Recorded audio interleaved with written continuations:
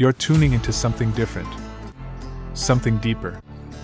Welcome to a space where the unseen becomes seen, where the patterns beneath reality are decoded. This isn't just a podcast, it's a journey into the mechanics of belief, perception, and the multidimensional truths shaping our world. If you've ever felt like an outsider looking in, questioning the systems you're told to follow, you're in the right place. This is The Outcast, the Pattern Podcast. Let's dive in. Welcome to the Deep Dive. Today we're tackling nihilism. It's a topic you flagged as maybe key to understanding some undercurrents today. That's right. We're looking at it through Seraphim Rose's 1962 book, Nihilism, The Root of the Revolution of the Modern Age. And the goal really is to quickly get the core ideas and see if they shed light on, wider societal patterns, maybe even things happening in the political arena. Let's get into it. Yeah, and what's really compelling about Rose, I think, isn't just the analysis itself, but his own background, his journey. Right. He wasn't always Orthodox Christian, was he? No, not at all. He came from the sort of 60s counterculture scene, explored Eastern philosophies quite deeply, and then converted to Eastern Orthodox Christianity. Okay. And that conversion, with its focus on tradition, objective truth, it really became the lens he used. He saw nihilism less as just some abstract idea and more as this pervasive cultural force chipping away at those foundations. Okay, so a cultural force that he saw unfolding in specific stages. You mentioned four: liberalism, realism, vitalism, and destruction. Exactly. Let's unpack those a bit. For Rose, liberalism was that initial step, the questioning of traditional values.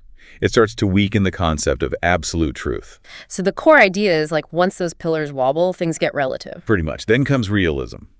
This is a deeper dive into materialism where only what you can empirically verify, what you can touch and measure, is considered real. So anything spiritual or transcendent gets dismissed. Right. That's the key takeaway. And then vitalism. This is sort of a reaction against that emptiness. It's a search for meaning, but finding it in power, in life. Okay. So the higher meaning dissolves. The raw pursuit of power or, intense experiences can kind of become the substitute God.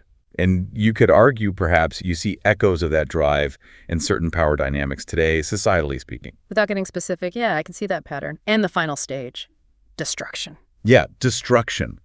That's the end point, in his view, a complete rejection of any meaning.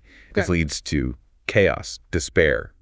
The insight there is the total loss of grounding. So Rose's big argument is that this whole progression, this move away from, for him, divine truth, creates a spiritual vacuum. How did people react to that back then? And how does it hold up? Well, it definitely struck a chord with people already critical of secular trends, especially within Orthodox circles. They liked his incisive analysis, tracing philosophical roots. Someone back then called it that, incisive tracing. But there must have been pushback. Oh, sure. Critics pointed to a strong theological standpoint, obviously, and some felt he drew too sharp a line, a stark dichotomy between traditional Christianity and modern thought. But his ideas didn't exist in a vacuum, right? There's a broader philosophical context. Absolutely. Yeah. You could definitely place him within, say, Christian existentialism. Thinkers like Kierkegaard, Dostoevsky, they also wrestled with what happens when a society loses its grip on absolute truths. Rose's unique angle, though, was blending that critique of modernity specifically with Orthodox theology. And understanding that background helps us see the connections he was drawing. So bringing it today, for you listening and wondering about patterns in society, maybe even politics, how might these stages manifest now? We're not taking sides here, just observing patterns. Right. It's about pattern recognition. If you observe, say, a widespread erosion of shared values or maybe an intense societal focus purely on material success, or even the pursuit of power becoming an end in itself, those could be seen as echoing the stages Rose described.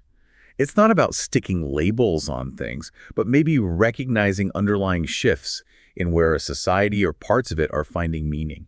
Think about the focus on personal branding, influence, peak performance. Maybe a faint echo of vitalism's focus on raw life force. Interesting. So thinking about how beliefs are formed, or even this idea of control of the mind, what's the implication? Well, what's potentially insightful is how a gradual, maybe even subtle acceptance of purely relativistic or materialistic views can shape how we perceive reality over time. If that spiritual dimension Rose talked about is consistently sidelined. Then other things like power or success rush in to fill the void. Potentially, yes.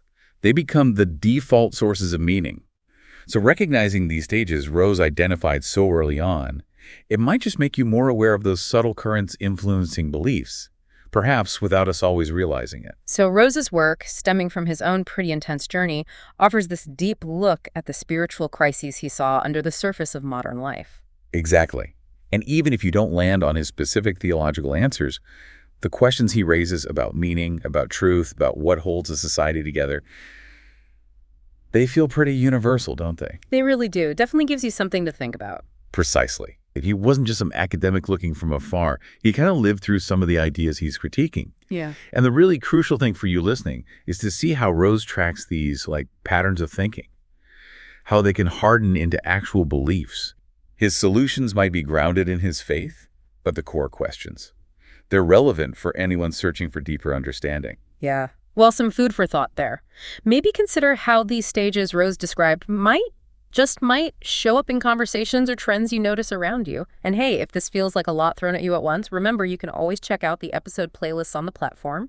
They lay things out more chronologically if you want to follow these studies step by step. Good point. Yeah. It can help build the context. Okay, until our next deep dive.